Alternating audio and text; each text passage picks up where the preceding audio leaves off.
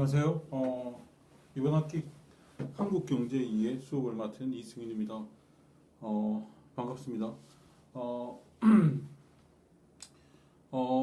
오늘은 그 한국경제 2회 강의 소개를 하겠습니다. 오늘 첫 강의이기 때문에 강의 소개할 거고요. 그 다음에 우리가 지금 원래 당초 계획이라면은 9월부터 그 대면 수업을 하기로 되어 있었는데 코로나 상황이 여의치 않는 바람에 9월에만 비대면 수업 우리 한국경제 2회 강의에서는 이 동영상 강의로 하게 되었습니다. 그래서 9월에는 동영상 강의로 대체를 하고요. 10월부터 여러분과 얼굴을 맞대고 대면 수업을 하는 걸로 오프라인에서 수업을 하는 걸로 그렇게 되었습니다. 그래서 9월 동안은 이렇게 동영상으로 여러분들을 찾아뵐 것 같습니다. 그리고 이 동영상 수업 같은 경우에는 우리가 그 2학점짜리 수업이니까 두 개의 강의가 나갈 거예요.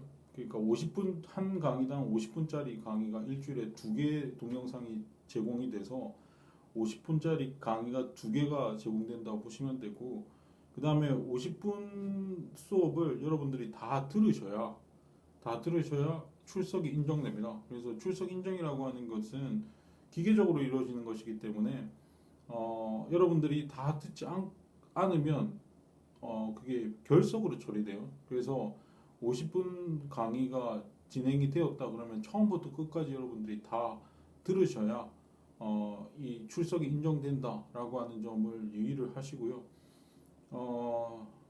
그래서 그 동영상 강의 그 50분을 전부 다 들어주시길 바랍니다. 두 개가 나갑니다. 네, 두 개가 나가니까 반드시 두 개를 다 들으시고요. 그 다음에 제가 보통 이제 월요일이나 화요일 날 업로드를 할 거거든요. 네, 동영상 강의를 업로드를 할 텐데 물론 9월만 그렇게 하는 거지만 두 개 강의를 한꺼번에 월요일이나 화요일 날 업로드를 할 텐데 그 보통 제가 한 일주일 이상 그 강의를 노출을 시킬 겁니다. 기한이 있거든요. 네, 강의를 들어야 되는 기한이 있습니다. 동영상 강의는 계속 노출이 되지만 학기가 끝날 때까지 계속 노출이 될 거지만은 우리가 출석으로 인정되어지는 기한이 있습니다. 그 기한 내에 들으셔야 여러분들이 출석이 인정이 되는데 그 기한을 한 뭐 일주일 이상 제가 노출 시킬 거거든요. 만약에 월요일이나 화요일에 올렸다 그러면 그 다음 주 한 금요일까지는 제가 노출을 시킬 겁니다. 그러니까 일주일 내지는 일주일 이상, 일주일 초과해서 한 2주 가까이 그렇게 이제 노출이 될 거거든요. 그래서 여러분들이 기한을 잘 확인하시고, 제가 기한을 거기 설정을 해놨거든요. 그 기한을 잘 확인을 하시고 기한 내에 여러분들이 들으시면 된다라고 보시면 됩니다. 그래서 동영상 수업은 그렇게 되고요. 그 한국경제 2회라고 하는 것, 우리가 지금 쓸 교재는 한국경제 2회라고 하는 책이 있는데요.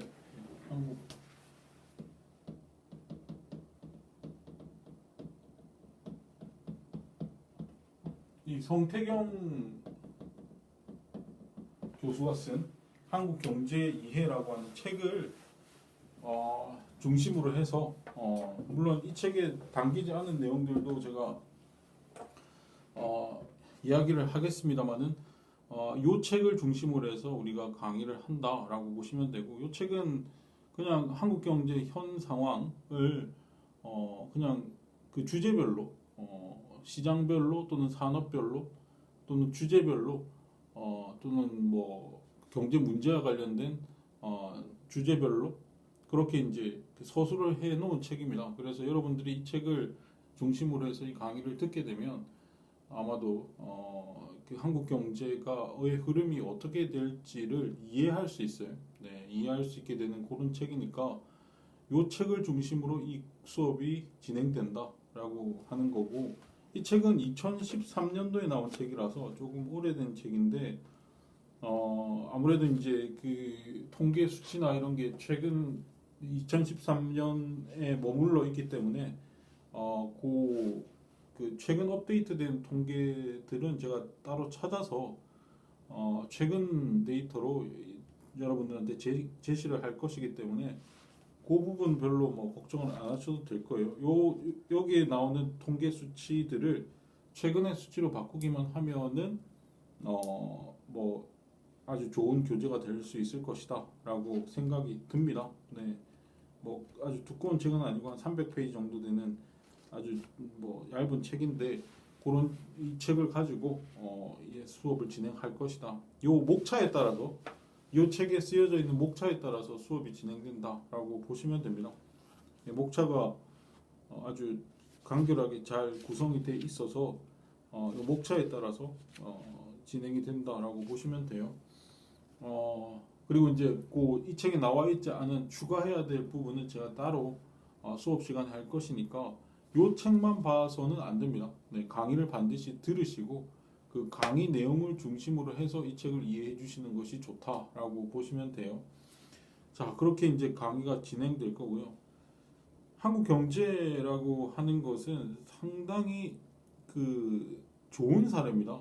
그 세계 어느 경제 사례보다도 아주 우수한 사례라고 할 수 있죠. 여러분들이 뭐 한국 경제 한강의 기적이라고 불리고 한국 경제 눈부신 발전에 대해서 여러 번 반복해서 들어서 이게 뭐 별로 그 느낌이 안 오실 텐데 너무 반복적으로 들으면은 별로 느낌이 감흥이 없잖아요. 근데 상당히 우수한 사례고 그야말로 좋은 케이스입니다. 그 세계 경제 전체를 보더라도 2차 세계대전 이후의 선진국이었던 나라들이 지금도 선진국이에요. 그러니까 제3세계 국가들, 2차 세계대전 이후의 제3세계 국가들, 그러니까 뭐 그 당시 2차 세계대전 이전의 후진국이나 개발도상국이었던 나라들 중에 우리나라처럼 이렇게 발전한 국가는 없습니다. 네, 없다고 봐도 무방해요. 그 정도로 유일한, 거의 유일무이한 사례다라고 보시면 되죠. 특히 이제 인구 5천만 명 이상이 사는 이 거대한 경제 구조를 가지고 있는 나라에서 1인당 GDP가 3만 달러가 넘는 나라는 우리나라가 일곱 번째입니다. 예, 그 정도로 인구가 많은 나라에서 국민 소득이 3만 달러 이상이 되기는 매우 힘듭니다. 네.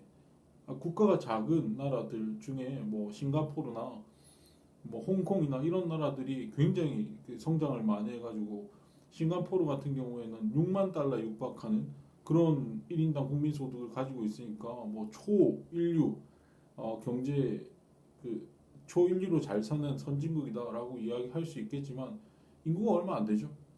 200만 정도. 홍콩도 마찬가지고 홍콩이 아마 4만 달러가 넘을 텐데 그런 뭐 홍콩은 뭐 나라가 아니라 그 하나의 중국의 일부이긴 합니다만 어쨌든 그런 지역 홍콩이나 싱가포르 이런 데가 엄청나게 발전을 했지만 인구가 그렇게 많지 않은 국가거든요. 그렇기 때문에 우리나라처럼 이렇게 그 5천만 명 이상이 되는 인구를 가진 나라가 그렇게 골고루 잘 산다. 1인당 3만 달러 이상의 경제 규모를 그 국민 소득을 가진다라고 하는 것이 정말 쉽지 않습니다. 인구가 작으면요. 우리나라 삼성그룹이나 몇몇 재벌 대기업 몇 개만 있으면 금방 4만 달러, 5만 달러 넘을 수 있어요. 근데 5천만 명을 커버하기 위해서 그 몇몇 대기업만으로는 불가능하잖아요. 불가능합니다. 몇몇 대기업을 가지고 거기 취직을 몇 개 대기업을 취직을 한다고 해서 우리가 3만 달러, 5만 달러 이렇게 넘을 수 없지 않습니까? 네. 그렇기 때문에 그야말로 산업 구조의 포트폴리오가 상당히 잘 구성되어 있지 않으면 사실 인구 규모가 큰 나라가 잘 살기는 매우 힘듭니다. 네, 매우 힘듭니다. 그래서 우리가 사실은 산업 포트폴리오가 잘 구성된 나라 중에 하나예요. 전 세계적으로 봤을 때도. 그래서 특히 이제 우리나라 같은 경우에는 중화학공업이 상당히 발달돼 있죠. 사실 중화학공업과 관련되어 있는 상품 또는 재화들을 수출하고 있는 나라는 서구의 선진국들, 옛날부터 선진국이었던 나라들을 제외하면은 그리고 서구 선진국을 제외하면은 우리나라랑 일본밖에 없습니다. 중화학고급을 수출하는 나라는 뭐 서구의 선진국들을 제외하고 한다면, 즉 백인들, 네, 앵글로색슨계 백인들을 이 주인 그런 국가를 제외한다면은 우리나라랑 일본이 유일합니다. 그 정도로 우리나라가 중화학공업을 통해 가지고 산업 포트폴리오가 상당히 잘 구성되어 있죠. 뭐 자동차나 조선 뭐 이런 거 그 중화학공업을 중심으로 한 그 뭐 화학, 섬유화학 이런 것들도 상당히 발달돼 있고, 어쨌든 그런 포트폴리오가 굉장히 잘 구성이 되어 있는 나라이고, 그렇기 때문에 그 포트폴리오를 중심으로 해서 그야말로 고도 성장을 이루었고, 그야말로 1인당 3만 달러가 가능한 것이죠. 인구 규모가 작은 몇몇 나라들은 그들이 국민 소득이 굉장히 높다고는 하지만 그렇게 산업 포트폴리오가 그렇게 훌륭하게 구성될 필요가 없습니다. 몇 개의 산업만 잘 육성을 해도 그런 나라들은 굉장히 잘 살죠. 네. 삼성 하나만 있어도 굉장한 소득 수준을 얻을 수 있으니까. 근데 우리는 중화학공업을 중심으로 해서 그야말로 고도 성장을 이루게 되었다라고 보시면 되고, 그야말로 뭐 놀라운 경제 성장의 역사라고 할 수 있는 것이죠. 네, 뭐 여러 가지 우리나라가 우여곡절을 겪게 되고, 그 중화학공업이라고 하는 산업 포트폴리오가 구성되는 그 기원이라고 하는 것이 그야말로 그 개발 독재라고 불리우는 그 박정희 시대의 어떤 개발 연대의 산물이라고 볼 수 있고, 그게 1970년대부터 중화학공업 육성 정책이라고 하는 것이 이루어지고, 그것이 국가 주도로 이루어졌음에도 불구하고 그게 성공할 수 있었다는 것은 거의 기적적인 일입니다. 네, 국가가 또는 정부가 주도해서 경제 성장을 이룬 국가가 거의 없거든요. 네, 거의 없습니다. 뭐 어떻게 그렇게 성장을 할 수 있었느냐? 어떻게 해서 박정희식 모델이라고 하는 것이 가능했느냐? 이것도 하나의 이슈죠. 네, 우리가 이야기해볼 만한 주제이기도 합니다. 근데 뭐 어쨌든 그런 주제, 아주 어려운 주제이긴 합니다만은 그런 주제들을 가지고 우리가 뭐 이번 학기에 이야기할 수도 있겠죠. 네, 아마 이야기할 수 있을 겁니다. 뭐 그런 주제들, 뭐 역사적 맥락이긴 합니다만은 그런 주제들에 대해서 이야기할 수 있죠. 사실 우리나라가 어떻게 이렇게 발전을 했느냐, 그 요인을 분석하는 것은 그렇게 쉬운 일은 아닙니다. 네, 우리가 뭐 그 조선 시대까지만 하더라도 그야말로 그 멜서스의 덫이라고 그러죠. 멜서스의 함정 또는 멜서스의 덫이라고 하는 그 덫에 빠져서 그야말로 그냥 정체 경제라고 하는 건 정체였습니다. 물론 뭐 전 세계 국가들이 산업혁명 이전에 그야말로 그 경제 성장이 없는 정체 구간을 계속 그 18세기 이전까지만 해도 계속 구가하던 그런 전 세계적인 맥락 하에 있었고, 우리나라도 거기에 예외일 수 없었고, 그리고 그 기간이 우리나라는 100년 이상 지속이 되죠. 다른 뭐 선진 국가들에 비해서 지속이 되고, 조선 시대는 그야말로 멜서스에도 뭐 경제가 성장해서 인구가 늘게 되면 다시 뭐 기아나 전쟁에 의해서 인구가 감소하게 되고, 인구가 감소하게 되면 또 이제 감소된 인구 때문에 1인당 국민소득이 다시 생활 수준이 상승하게 되면 또 전쟁이나 기아가 오게 되고, 이러면서 계속 그 부침을 거듭하면서 평균적으로 장기적인 추세를 보면 거의 정체 상태에 이르게 되는 그야말로 멜서스의 덫, 그 인구죠. 네, 인구 이론에 의해서 그냥 그 인구의 함정으로부터 도저히 벗어날 수 없는 그런 시대였습니다. 그리고 이제 그런 조선 시대 내내를 겪다가 일제 치하를 겪고, 그 다음에 6.25 전쟁을 겪으면서 우리나라가 이제 시장 경제 체제를 도입하고 자본주의적 요소들을 도입을 하고 민주주의가 도래를 하면서 그야말로 이제 그 국가의 틀을 만들게 되죠. 그러면서 이제 그 다음에 이제 우리가 논란이 되고 있는 개발연대 박정희식 경제 모델이라고 하는 것이 성립을 하게 되는데, 그야말로 우리나라 경제 모델의 전형이 경쟁력이라고 하는 것이 그때 이제 생성이 되게 되는 겁니다. 지금 우리가 겪고 있는 여러 가지 이제 중화학공업의 육성이랄지 우리의 그 산업 포트폴리오랄지 아니면은 그 주요 대기업들이 생산하는 물품이랄지 이런 걸 보면은 사실 박정희 개발연대의 그 기원을 가지고 있는 것이 대부분입니다. 네. 그 약간의 더 뭐 추가된 부분이 있을지언정 그야말로 우리의 산업 구조라고 하는 것은 그때 그 이루어진 것이다라고 볼 수 있는 것이죠. 그리고 이제 그, 그 박정희 대통령이 시해되고 전두환 정권이 12.12 사태를 통해서 이제 들어서면서 전두환 뭐 그야말로 물가 안정 정책을 펴게 되고 그 다음에 삼저 호황이라고 하는 것을 겪게 되면서 그야말로 우리나라 최대 고도 성장기를 구가하게 되는 10%가 훨씬 넘는 그런 경제 성장기를 겪게 되고 뭐 80년대 초반이야 여러 가지 위기들에 봉착돼 있었지만 80년대 후반에 들어서면서 그야말로 고도 성장기를 경험하게 되거든요 우리나라가. 그러면서 이제 87 체제 민주화가 도래를 하게 1987년 6월 항쟁이라고 하는 것이 도래를 하게 되면서 그 6월 항쟁을 통해 가지고 우리나라가 어느 정도 민주화가 달성이 되게 되고 어느 정도 이렇게 우리나라의 민주 그 이전까지 어떤 독재 정권으로부터 탈피를 해서 그야말로 민주화가 이루어진 시기이기도 합니다만은 90년대 들어와서 그야말로 그 성장 동력을 점점 잃는 것이 아니냐라고 하는 문제가 대두가 되게 되죠. 특히 92년에 중국이 부상을 하면서 중국이 그 유명한 그 등소평의 남승 강화 정책이라고 하는 것이 도래를 하게 되고 그야말로 본격적으로 우리나라랑 중국이 경쟁을 하면서 우리나라의 경쟁력이 점점 소진해가는 그런 과정을 겪게 되고 87 체제, 6월 항쟁 이후에 민주화의 요구라고 합니다만은 그런 것들이 여러 가지 이제 노동계의 어떤 저항 내지는 어떤 파업 이런 것들을 기업들이 직면을 하면서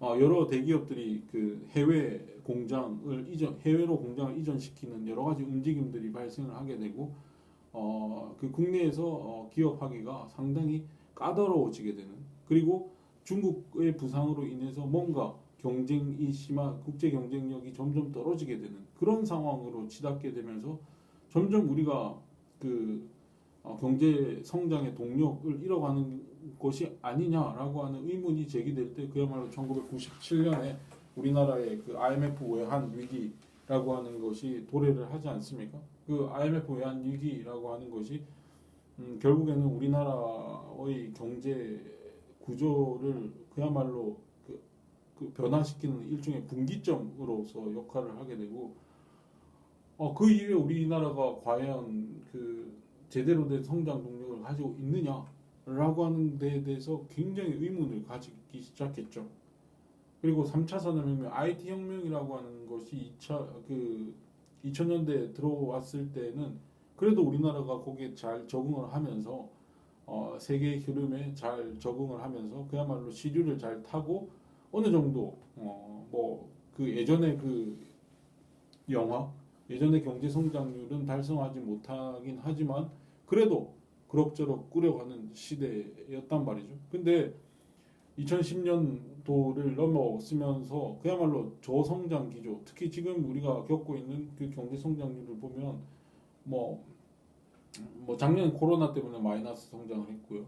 그 2019년에는 그야말로 2%밖에 성장을 못하는 그런 저성장 기조로 들어간 것이 아니냐라고 하는 그런 그 의문이라고 하는 것이 계속 제기되고 있죠. 과연 우리가 성장 동력이 있느냐, 새로운 성장 동력으로 찾을 만한 먹거리들이 있느냐라고 하는 것에 대해서 뭐 여러 가지 신문지상이나 이런 걸 통해서 경제 뉴스를 통해 가지고 여러분들이 많이 들었던 이야기일 텐데 그런 이야기들이 계속 나오고 있죠.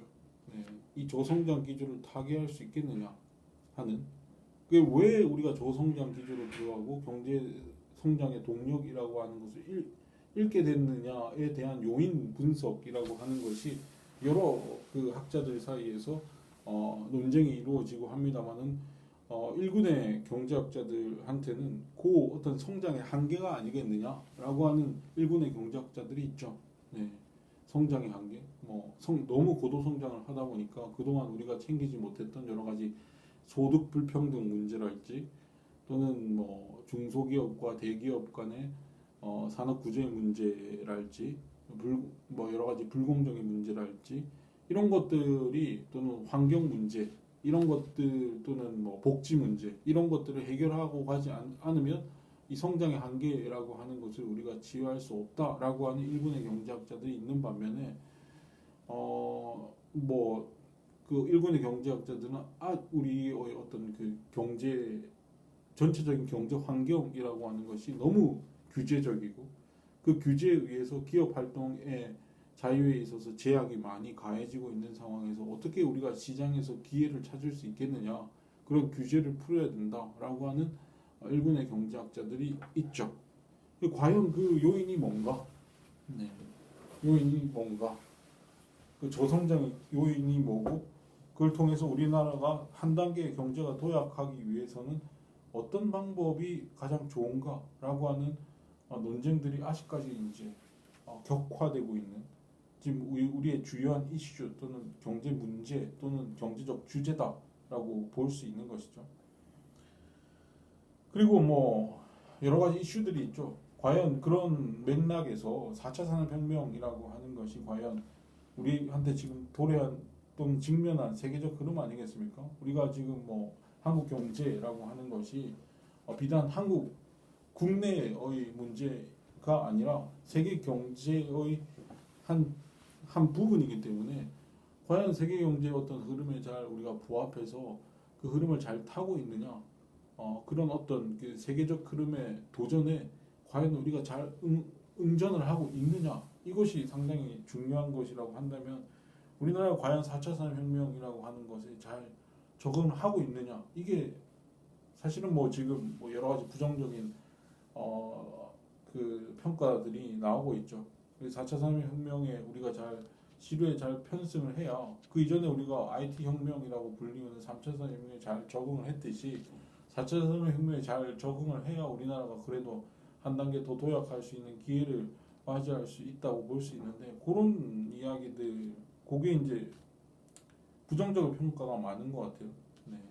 그래서 4차 산업혁명과 관련된 이슈 이런 것들과 관련된 이야기들도 할 수 있을 겁니다. 그래서 우리가 그 한국 경제를 쭉 한번 이제 개괄을 해봤는데 이런 여러 가지 이제 그 지점들 이런 지점들과 관련된 이야기들을 향후 강의 내용을 통해 가지고 여러분들이 다룰 수 있을 것이다라고 보시면 돼요. 여러분들은 문제 의식을 가지고 있어야죠. 지금 현재 우리나라가 봉착하고 있는 경제 문제가 뭔가, 현황이 뭔가를 이제 고찰을 하시고 그걸 어떻게 해결할 수 있을 것인가. 우리 4차 산업혁명이 도래한다고 한다면 아직까지 도래를 하지 않았지만 그 도래를 한다고 한다면 우리는 어떻게 그 시류에 편승해서 그야말로 좀 더 한 단계 도약할 수 있는 기회로 삼을 것인가와 관련된 생각들을 하는 계기가 바로 이 강의라고 하는 이 한국경제 이해라고 하는 한 학기 수업이라고 하는 것이죠. 저는 여러 가지 기회가 있다고 봅니다. 네, 우리가 경제 문제를 생각을 할 때 무슨 선언적인 해법이라고 하는 건 없어요, 사실. 선언적이고 연역적인 그런 해법이라고 하는 건 없습니다. 우리가 경제라고 하는 것은 그야말로 현장에서 매일매일 닥치고 봉착하는 문제들을 해결하는 과정, 경험적 과정을 통해 가지고 새로운 경제 문제 또는 새로운 경제적 과제를 그냥 해결하는 거거든요. 네. 그 해결하는 과정에서 새로운 기회가 창출되고 그 기회를 포착하고 경험을 통해서 새로운 영역을 발견하고 그 발견을 통해서 시장을 확대하고 새로운 산업을 구축하고 거기에서 거대한 어떤 시류가 있다고 한다면 예컨대 4차 산업혁명의 시류가 있다고 한다면 그 시류 속에서 우리가 어떤 기회를 포착하느냐 이게 굉장히 중요한 것이죠. 네. 선언적인 과정이라고 하는 것은 존재하지 않습니다. 매일매일에 봉착하는 그 문제를 해결하는 과정이라고 하는 것이 결국은 그리고 그런 기회를 많이 제공해 줄 수 있는 어떤 경제적 환경이라고 하는 것이 조성돼야 되겠죠. 네. 어느 정도 그 기업들이 자유롭게 활동할 수 있도록 기회를 제공하고 환경을 자유롭게 한다면 그야말로 우리는 스스로 그동안 문제를 잘 해결해 왔듯이 계속 문제를 발견해가면서 기회를 포착하고 시장을 넓힐 수 있을 거예요. 새로운 산업을 육성하고 하는 그런 환경을 조성하는 것이 중요하겠죠. 네, 경험적으로 그렇게 할 수만 있다면 뭐 한국 경제라고 하는 것이 잘 살 수 있는 기회라고 하는 것은 사실은 무궁무진하다. 경제가 발전할 수 있는 기회라고 하는 것은 무궁무진합니다. 네. 누군가가 뭔가를 발견해서 선도를 한다면 기회는 얼마든지 있다라고 볼 수 있는 것이죠. 자, 그래서 이제 한국 경제와 관련된 여러 가지 개괄적인 이야기들을 했습니다. 네, 뭐 여러 이야기들을 할 수 있지만 그 이야기들은 차차 뭐 개략적인 이야기들이니까 차차 이야기하도록 하고요. 이제 우리가 제일 중요한 건 이번 학기 강의를 들으면서 제일 중요한 거는 이 수업 시간의 강의입니다. 여러분들이 강의를 잘 들으셔야 돼요. 뭐 여러 가지 이제 뭐 여러분들이 뭐 이 책을 통해서 할 수도 있겠지만 강의를 듣지 않으면 책을 비롯한 여러 가지 이야기들이 이해가 안 될 수가 있어요. 그래서 여러분들이 충분히 강의를 통해 가지고 강의를 충분히 들음으로 인해 가지고 여러분들이 그 학점을 잘 받을 수 있으리라고 생각이 듭니다. 저는 이제 평가를 할 때도 지금 이 강의라고 하는 건 제도권 강의이기 때문에 반드시 이제 평가라고 하는 걸 해야 되는데 되도록이면 강의에서 나오지 않은 내용은 평가 항목에 들어가지 않습니다. 그래서 강의라고 하는 것이 굉장히 중요하다라고 보시면 되는데 평가는 이래요. 네, 평가는 여러분들이 강의를 들기만 해도 여러 가지 그 한국 경제를 이해하는 초석을 다질 수 있다라고 보지만 제도권 강의이기 때문에 평가를 해야 되거든요. 네, 평가를 해야 되는데 평가는 크게 세 가지, 크게 두 가지죠. 네, 출석하고 그 시험입니다. 시험은 뭐 아시다시피 중간고사, 고사랑 기말고사 이렇게 이루어지게 되죠. 출석은 20점이에요. 네, 20점이고 중간고사 40점, 기말고사 40점, 100점 만점으로 이루어진다라고 보시면 됩니다. 그 출석 점수 20점이라고 하는 것은 뭐냐면은 저는 20점 만점에서 결석 1시간 할 때마다 2점이 깎이는 구조로 가게 될 겁니다. 네. 결석 시간당 결석 시간당 마이너스 2점. 그래서 우리가 일주일에 2번 만나잖아요. 네, 일주일에 2시간을 하는데 2시간을 통으로 빠지게 되면 2 곱하기 마이너스 2 해서 마이너스 4점이 깎인다라고 보시면 됩니다. 그래서 여러분들이 그 학점에 별로 손해를 보지 않기 위해서는 출석하는 것이 매우 중요합니다. 네. 그리고 강의를 듣는 것이 굉장히 중요합니다. 네. 강의를 듣지 않으면 사실 중간고사나 기말고사도 치기 힘들 뿐만 아니라 출석 점수에서도 많은 손해를 볼 수밖에 없는 것이죠. 네. 학생들이 대체로 결석을 잘 하지 않습니다. 네. 많은 학생들이 결석을 하지 않기 때문에 결석을 해버리면 상당히 그 학점의 손해를 많이 보시기 때문에 되도록이면 기한 내에 아까 이야기했듯이 기한 내에 반드시 출석을 하셔서 동영상 강의를 들어주십사 하는 거죠. 나중에 오프라인 강의 할 때야 뭐 제가 출석부를 부르겠죠.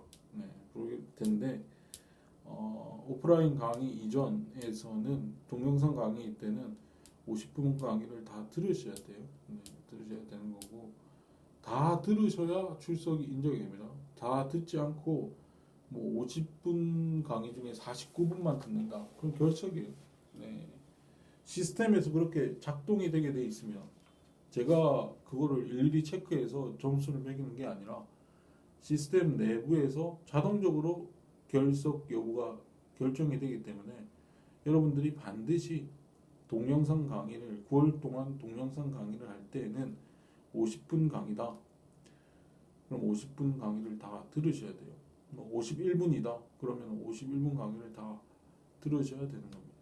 그리고 잘 아시다시피 4분의 1을 결석을 한다. 4분의 1을 결석을 하면 F죠. 네, F입니다. 4주면은 그러니까 4분의 1이면 4주를 결석하면 F예요. 4주를 통으로 빠지면 F입니다. 네. 그래서 그 결석에 유의해 주십사 하는 이야기고요. 그 다음에 시험은 중간고사랑 기말고사가 있는데 아무래도 이제 중간고사 기간이랑 기말고사 기간이 그 오프라인 수업에 해당되는 기간이기 때문에 오프라인에서 시험을 치게 되겠죠. 네, 치게 될 겁니다. 그래서 40점, 각각 40점이다 라고 보시면 돼요. 네. 별 뭐 변동 사항이 없다면은 문제가 안 되겠죠. 그리고 이제 출석과 관련해서 뭐 그 9월에 제가 이제 동영상 강의를 할 때는 아까 말씀드린 대로 그냥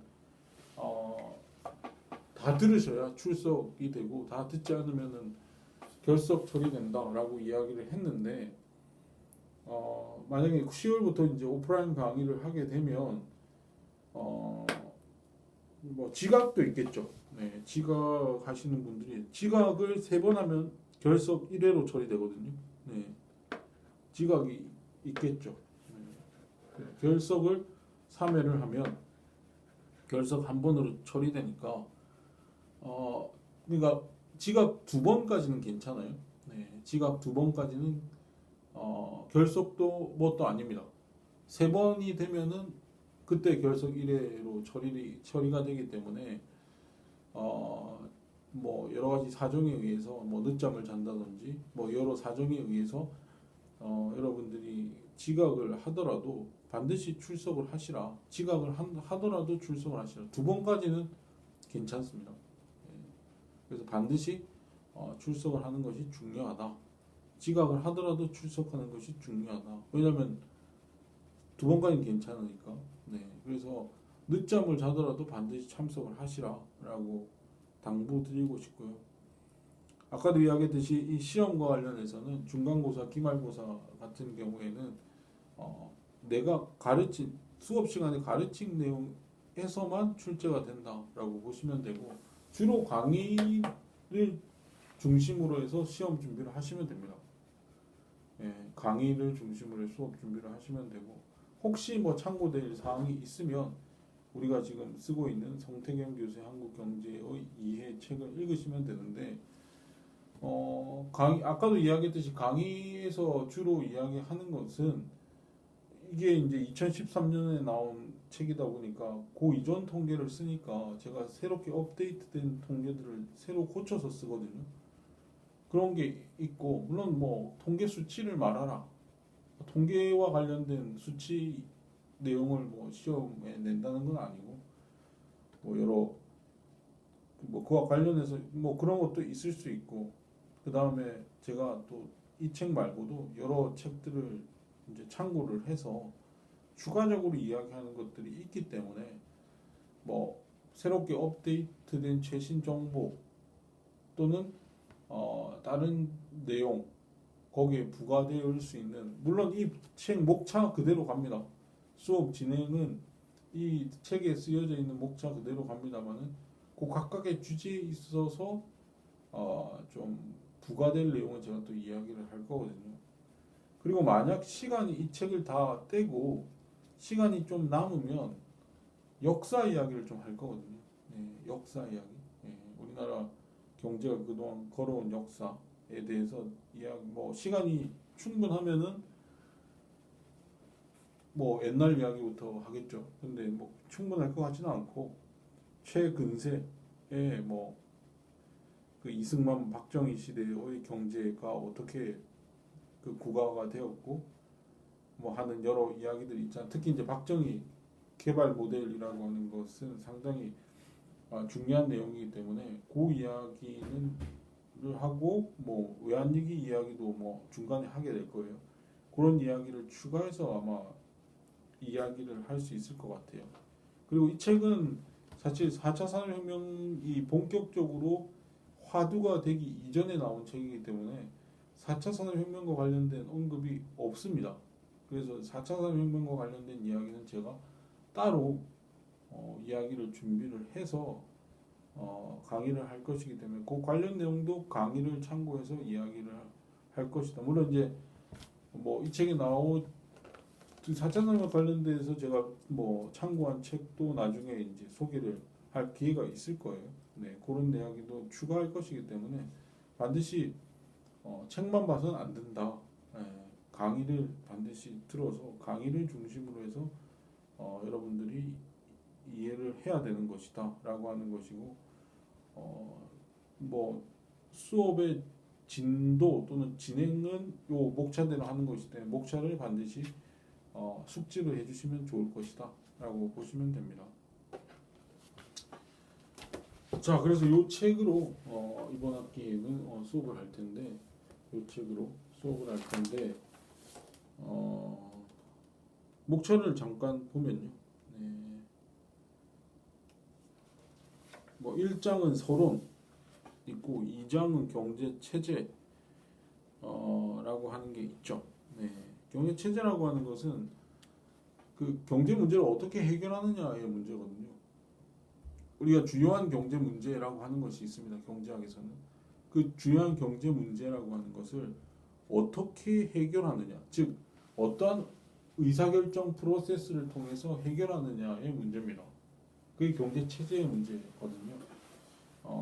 그 이야기를 이제 할 거고요. 오늘 둘째 시간부터 그 이야기를 좀 할 거고요. 3장에 보시면 경제 순환 모형이라고 하는 게 있는데 이 경제 순환 모형은 여러분들 뭐 아시는 뭐 경제학 개론을 들으신 분들은 아실 텐데 이 경제 순환 모형이라고 하는 것은 그야말로 국가 경제 전체 또는 국민 경제를 이해하는 데 있어서 상당히 단순화된 모형인데 이걸 통해서 한국 경제를 보게 되면 매우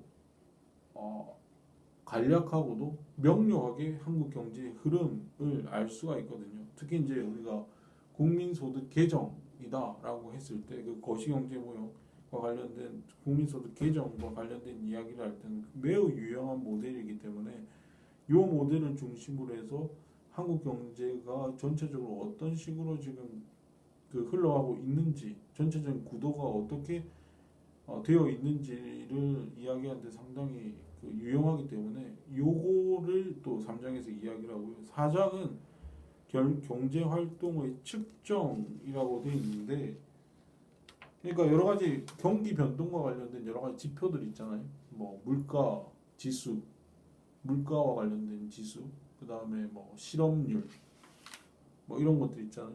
뭐 GDP 이런 지표들을 우리가 이야기를 하게 될 겁니다.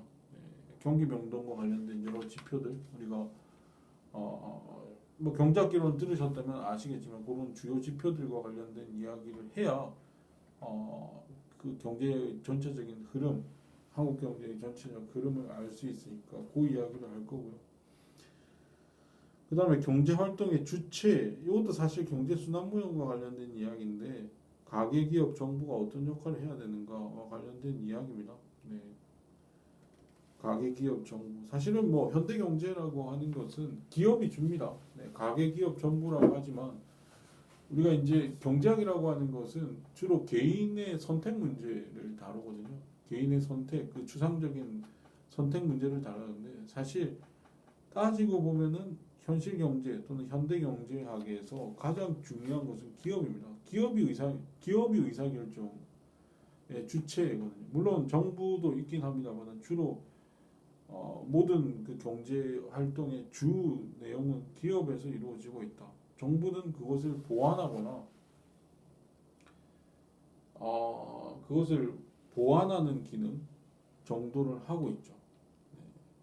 보완하거나 또는 시정하는 역할을 좀 할 뿐이지 대체로 기업 활동이 주다라고 보시면 되고, 하지만 이제 경제 활동의 주체로서 가계, 기업, 정부가 있으니까 그거를 각각에 있어서의 어떤 그들의 역할과 관련된 이야기를 할 수 있을 것이다라고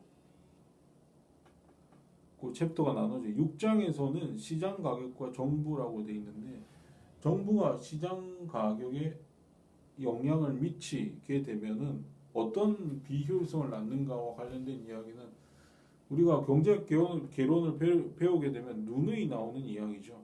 네, 정부가 시장에 개입하는 불가피한 경우도 있고 아니면은 그냥 불가피하지 않더라도 개입을 합니다. 시장을 시정하기 위해서 개입을 하는데 그 대부분의 개입이라고 하는 것이 사실은 별로 바람직하지 않은 결과를 가지고 올 수 있는 경우들이 많기 때문에 그와 관련된 이야기들을 하게 될 겁니다. 그 다음에 7장에서는 노동시장과 소득분배라고 되어 있는데 우리나라 노동시장과 관련된 이야기를 하게 되죠. 네, 그러니까 노동시장이 그야말로 그 소득 분배를 가지고 오는 주요한 역할을 하잖아요. 우리 소득 중에 대부분의 소득이 노동소득이죠. 임금을 통해서 얻어지는 소득. 물론 이제 뭐 여러 가지 자산을 가지고 있으신 분들은 자산소득이라고 하는 것도 있고, 뭐 자산소득 중에서는 그야말로 주식을 통해서 얻게 되는 금융소득이라고 하는 것도 있을 수 있겠습니다만은 그 근간이 되는 것은 사실은 뭐 노동소득이죠. 임금을 통해서 이루어지는 것이기 때문에 이 임금 구조라고 하는 것이 소득 분배상을 가장 잘 나타내는 어떤 것이다. 그래서 우리가 노동시장을 이야기해야 되고 그 노동시장이 얼마나 그 소득 분배에 있어서 그 공평성을 낳고 있는지, 그리고 저소득층의 문제는 어떤 것들이 있는지, 그 다음에 우리나라의 노동운동들이 어떤 문제를 가지고 있고 노동운동의 쟁점은 뭔지 이런 이야기를 할 수 있을 거라는 것이죠. 그래서 노동시장과 소득분배와 관련된 이야기를 할 거고요. 우리나라 상황과 관련해서 이야기를 하는 것이죠.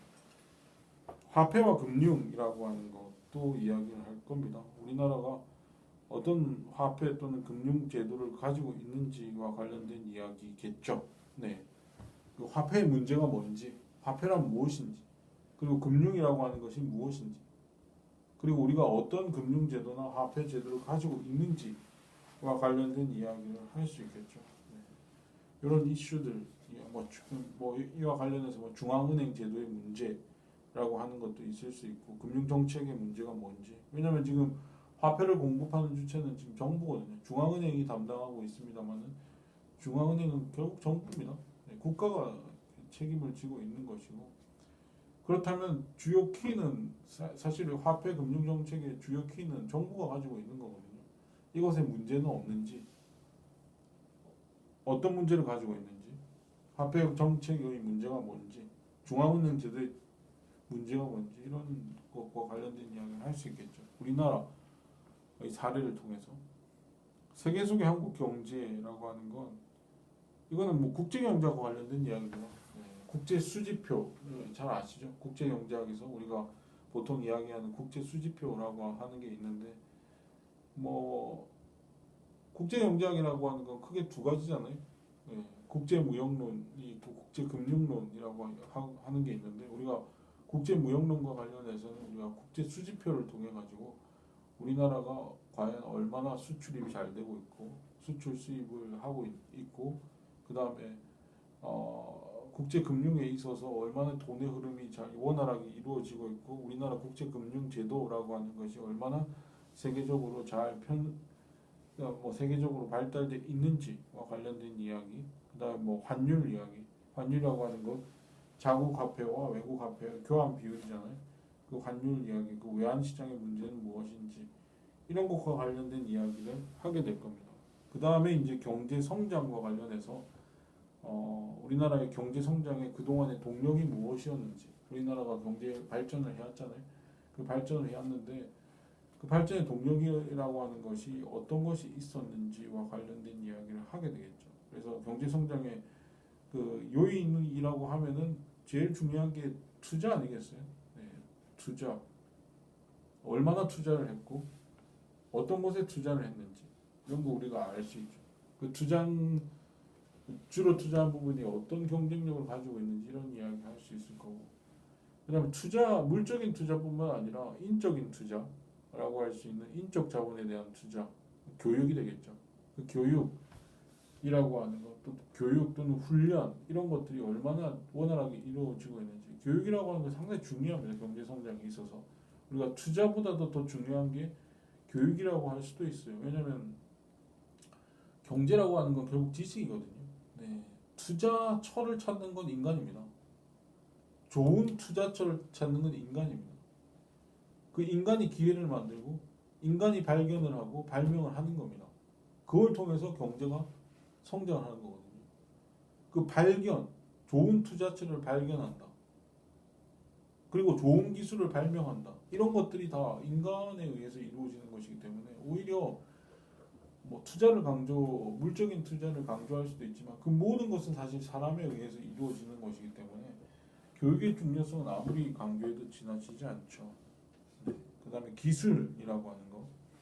물론 정부의 기술이라고 얼마나 우리가 좋은 기술을 가지고 있는 게 다 뭐 물적인 어떤 투자도 잘 되어 있어야 되지만 뭐 어떤 시스템상의 어떤 시설 투자나 이런 것들이 잘 돼 있어야 기술 수준이 올라가기도 합니다만은 그걸 어떻게 그 어떤 시설을 가동할 수 있는 어떤 수준과 인간이 그거를 작동할 수 있는 수준 그리고 어떤 서비스를 제공한다고 했을 때 그 서비스를 제공할 수 있는 어떤 교육 수준이 어느 정도 비례적으로 맞아야 이게 뭐 이 경제가 돌아가는 것이죠.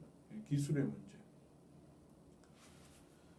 그다음에 정부의 문제. 정부가 얼마나 기업 또는 개인들의 자유를 보장해서 경제가 성장할 수 있는 어떤 환경을 제공해 주는지와 관련된 이야기를 하겠죠. 그게 정부의 역할이니까. 그 다음에 11장이 마지막인데요. 한국 경제의 주요 과제들과 관련된 이야기가 있습니다.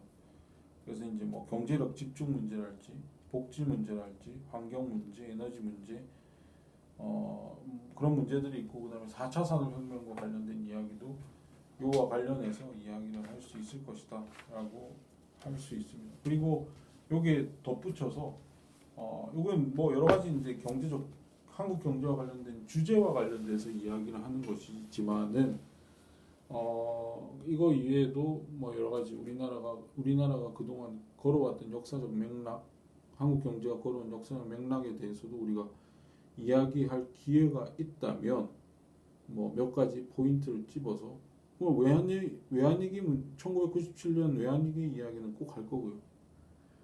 그 다음에 뭐 박정희 씨 개발 독재와 관련된 이야기도 꼭 해야 되고 짚고 넘어가야 될 그런 주제이기 때문에 그 이야기들은 꼭 하고 넘어갈 겁니다. 네.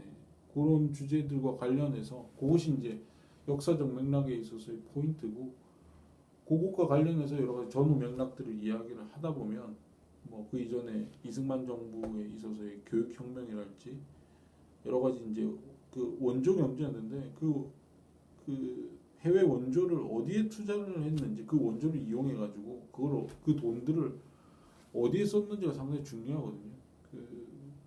그런 원조 경제 하에서 이승만 정부가 무엇을 노력을 했었는지와 관련된 이야기도 할 수 있을 것 같고 그리고 이제 그 박정희 시대 이후에 전두환식의 그 고도 성장이라고 하는 것이 어떻게 가능했는지와 관련된 이야기 그리고 87 체제와 중국의 부상을 통해 가지고 어떻게 97년 외환위기가 있었고 그 다음에 그 이후에 97년 외환위기 이후에 우리나라 경제가 어떻게 저성장 기조로 가다가 지금 4차 산업혁명과 관련해서 어떤 노력들을 하고 있는지 얼마나 우리가 노력을 해서 4차 산업혁명에 부합할 만한 경쟁력을 가지고 있는지 부정적인 평가, 긍정적인 평가 다 할 수 있겠죠.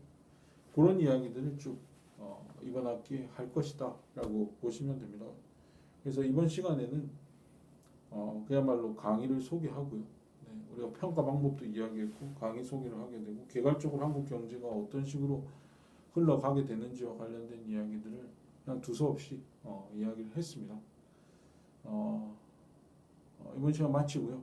예, 다음 시간에는 경제 체제와 관련해서 경제학의 오늘 뭐 첫 주니까 경제학의 기본과 관련된 이야기를 좀 하고 마치도록 하겠습니다. 네, 이번 시간 마치겠습니다. 수고하셨어요.